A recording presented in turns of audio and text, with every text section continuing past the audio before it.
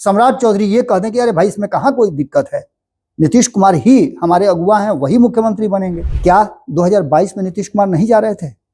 क्या 2022 में नीतीश कुमार से गठबंधन का अधिकार छीन लिया गया था? कि बार बार नीतीश कुमार क्यों यह एहसास दिलाना चाहते हैं कि वो कहीं नहीं जाएंगे? नीतीश कुमार और तेजस्वी यादव के साथ आने की जो सुगबुगाहट तेज हो गई है, उसके पीछे कल वाला कारण बहुत बड़ा है। नोरमा ग्रुप, जो सोचता है वो करता है, आपके अपने सपनों का आशियाना।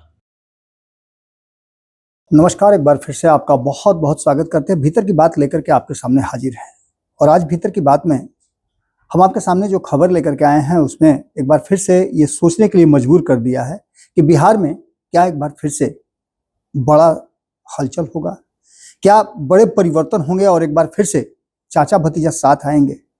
ये बात हम इसलिए कहने के लिए मजबूर हुए हैं जबकि हम ये दावा भी कर रहे हैं कि जो वर्तमान परिस्थिति है उसमें कहीं भी दूर दूर तक नजर नहीं आ रहा है कि नीतीश कुमार और तेजस्वी यादव एक साथ आ सके। लेकिन चर्चाएं हैं और उन चर्चाओं से हम अलग नहीं हो सकते हैं। जो बिहार के राजनीतिक गलियारे में और मीडिया जगत में चर्चा छिड़ा हुआ है, उस चर्चा में एक बात तो साफ नजर आ रही है कि कुछ न कुछ ऐसी बात है जो भीतर खाने में चल रही है, जिसकी संभावनाएं अभी भी मरी नहीं है। और आप जानते भी हैं कि राजनीति में कभी भी कोई भी डेड एंड नहीं होता है, अंतिम नहीं होता है और परिवर्तन हमेशा हो सकता है। दोस्त और दुश्मन की जो परिभाषा है, उस परिभाषा में आपने अक्सर देखा होगा कि परिवर्तन होते रहता है, बदलाव होते रहता है। जिस नीतीश कुमार ने 2005 में सबसे खराब शासन करने वाला व्यक्ति लालू प्रसाद को बताया, वही नीतीश कुमार लालू प्रसाद के साथ फिर से आ जाते हैं मात्र 10 साल के अंदर में। ये कहीं ना कहीं इस बात की तरफ इशारा करता है कि जो हम बार बार कहते रहते हैं कि 10 साल के बाद बदलता है, ये कहावत हमारे जो पूर्वजों ने कही है, हमारे बुजुर्गों ने कही है, वो कहीं ना कहीं सत्य होता है। एक बार फिर से 2025 के विधानसभा चुनाव की तैयारियों को लेकर के बार बार ये रिपीट किया जा रहा है कि नीतीश कुमार और तेजस्वी यादव दोनों ही अपने गठबंधन से संतुष्ट नहीं है। तो संतुष्ट नहीं है तो क्या होगा? कल ही आपने देखा होगा कि एक बड़ी बैठक हुई थी, ये तीसरी बैठक थी महागठबंधन की। इसकी पहल तेजस्वी यादव ने ही की थी। दिल्ली में जाकर के उन्होंने कांग्रेस को तैयार किया था और बाकी के दल तो तैयार थे ही। अब महागठबंधन की इस बैठक में निकल करके आया शून्य। कोई भी ऐसी बात, जो मुख्य बातें हैं उनमें से कोई भी एजेंडा इस मुद्दे पर बात नहीं हुई। जैसी कि बातें कही जा रही है कि वो हो जाएगा, आसान है, सब कुछ ठीक ठाक है, हम एकजुट है, लेकिन इसके पीछे का दर्द आप समझ सकते हैं जो राष्ट्रीय जनता दल के नेताओं में है। बिल्कुल यही स्थिति एनडीए गठबंधन में लाख आप सुन लीजिए। नीतीश कुमार के पुत्र निशांत ये दावा करके कहें कि अमित अंकल ने कह दिया है पिताजी ही मुख्यमंत्री बनेंगे 2025 के बाद। भारतीय जनता पार्टी इस बात को स्वीकार करने लगे। अमित शाह के बयान के इतर सम्राट चौधरी ये कह दें कि अरे भाई इसमें कहाँ कोई दिक्कत है, नीतीश कुमार ही हमारे अगुआ हैं, वही मुख्यमंत्री बनेंगे।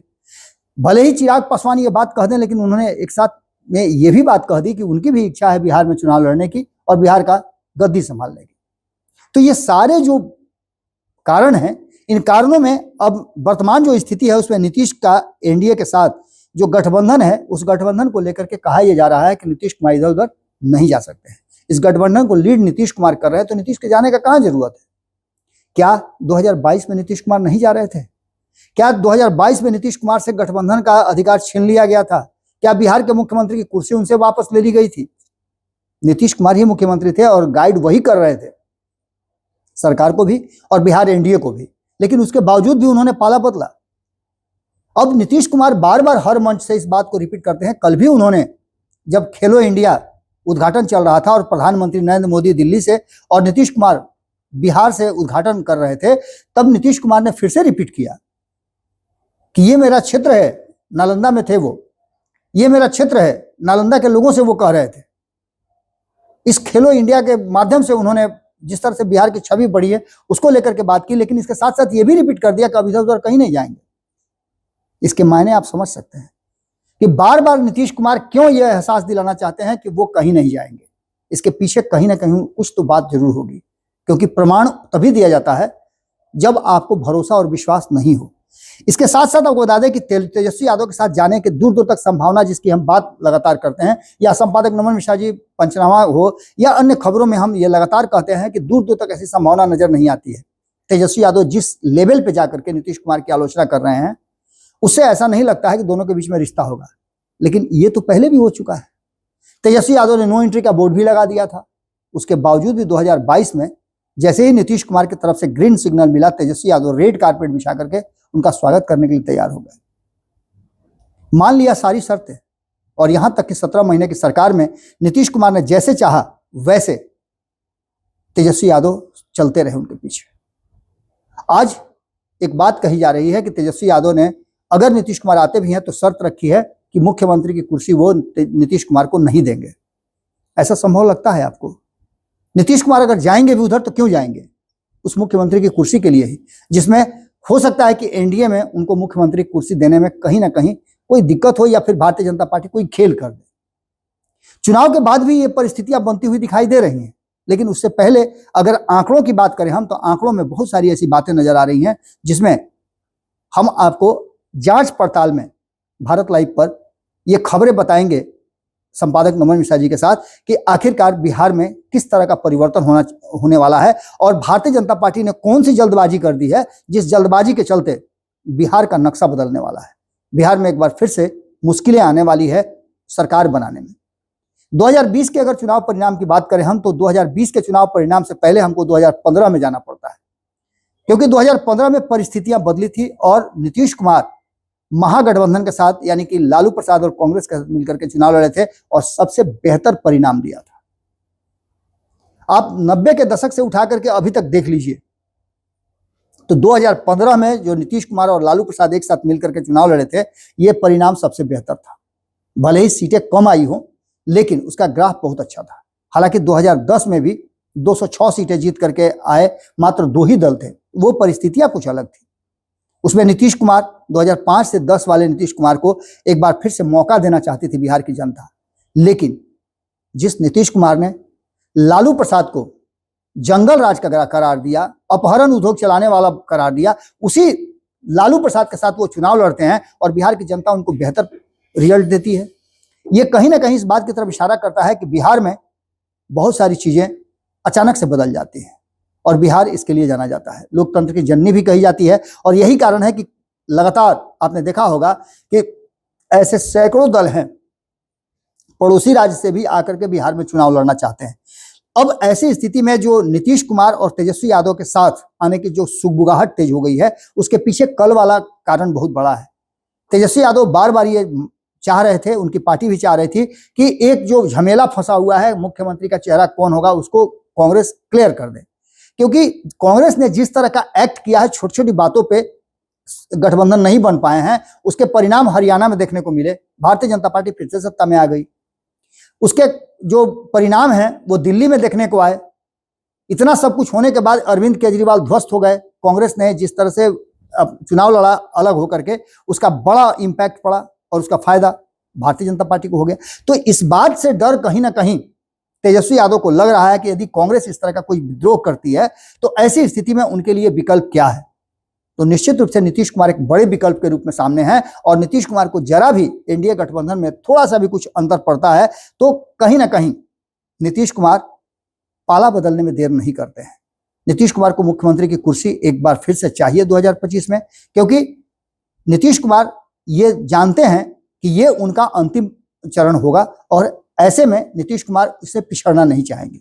और भी कई बातें हैं। बिहार की जनता लगातार अभी भी नीतीश कुमार को देख रही है, लेकिन बिहार में नीतीश कुमार और तेजस्वी यादव के साथ आने की जो संभावनाएं हैं, उन संभावनाओं को अगर गौर से देखा जाए तो दूर दूर तक नजर नहीं आ रहा है। लेकिन परिस्थितियां कुछ भी करा सकती हैं। सियासत कोई भी दांव खेल सकता है। जो वर्तमान परिस्थिति बनी है उसमें एक बात तो साफ नजर आ रही है कि नीतीश कुमार और तेजस्वी यादव दोनों अपने स्वार्थ के लिए एक दूसरे के साथ फिर से आ सकते हैं, और यह स्वार्थ होगा सत्ता तक पहुंचने का।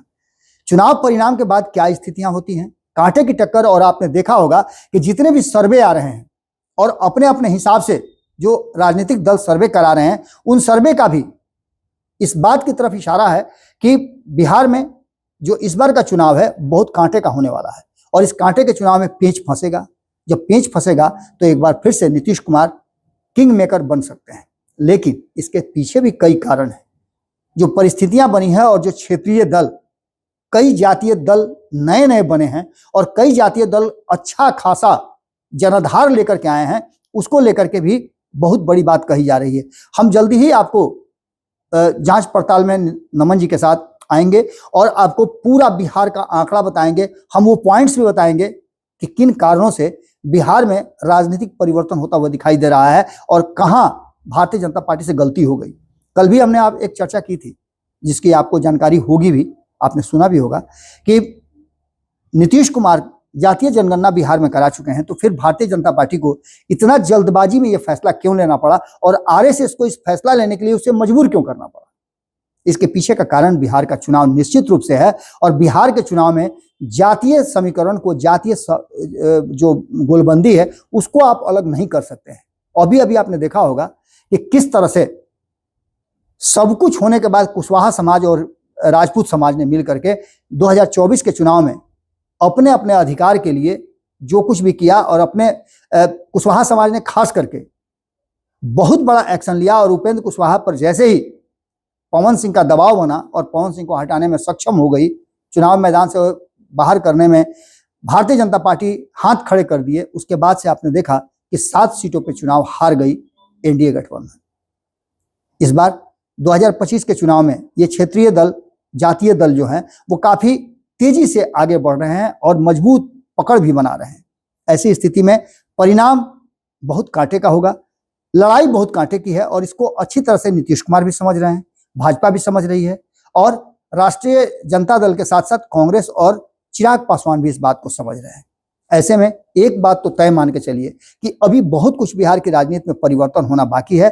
कहीं ऐसा ना हो कि 2015 वाली कहानी जो है एक बार फिर से 2025 में रिपीट कर ली जाए। अगर ये कहानी रिपीट होती है तो ये मान के चलिएगा कि भारतीय जनता पार्टी के लिए बिहार में फिर से पनपना बड़ा मुश्किल हो जाएगा, क्योंकि नीतीश कुमार अब लंबे समय तक नहीं रहेंगे और ये बात नीतीश कुमार भी अच्छी तरह समझ रहे हैं। नीतीश कुमार के उत्तराधिकारी के रूप में निशांत को स्थापित करने के लिए जो सबसे उचित माहौल होगा और जहां नीतीश कुमार को फायदा नजर आएगा वही फैसला करेंगे। दूसरी तरफ तेजस्वी यादव को भी यह समझ में आ गया है कि अगर कांग्रेस भंडोल करती है खेल, अगर तालमेल नहीं बन पाता है और कांग्रेस जीत पर ठान लेती है कि नहीं वो अलग से ही चुनाव लड़ेगी, सीट शेयरिंग के समझौते में जितना वो दावा कर रहे हैं, कल ही आपने सुना होगा कि पप्पू यादव ने खुल करके कहा है कि 100 सीट से ज्यादा का औकात है कांग्रेस का, 100 से ज्यादा सीटों पे चुनाव लड़े वो।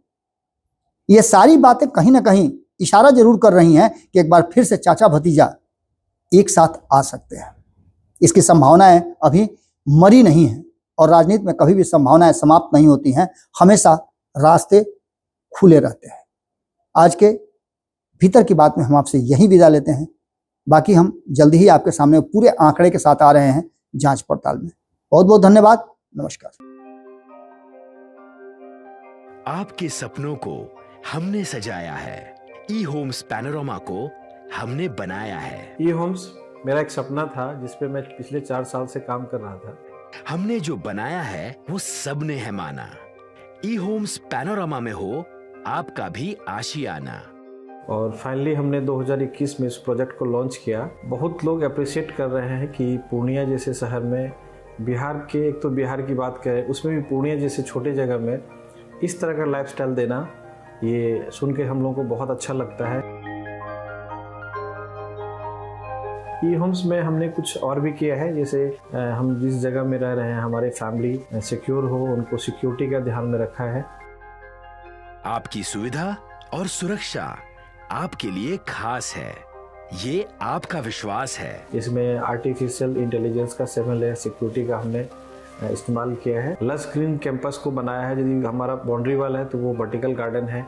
ये जितनी भी फैसिलिटी होता है एक इंटरनेशनल टाउनशिप में ई होम्स है, ये हम लोग विश्वास नहीं कर पा रहे हैं। जो भी हमारे मित्र, दोस्त या जो भी हमारे बाहर के बाहर आते हैं तो हम लोगों को बहुत अच्छा सुनने को मिलता है और बहुत अच्छा क्रेडिट मिल रहा है। वो सारा हमने सिर्फ एक बिल्डिंग नहीं बनाया, हमने एक बहुत अच्छा लाइफस्टाइल दिया ई होम्स में और मेरा एक सपना था जिसको मैं आज फुलफिल होते हुए देख पा रहा हूँ। ये आपका आवास है।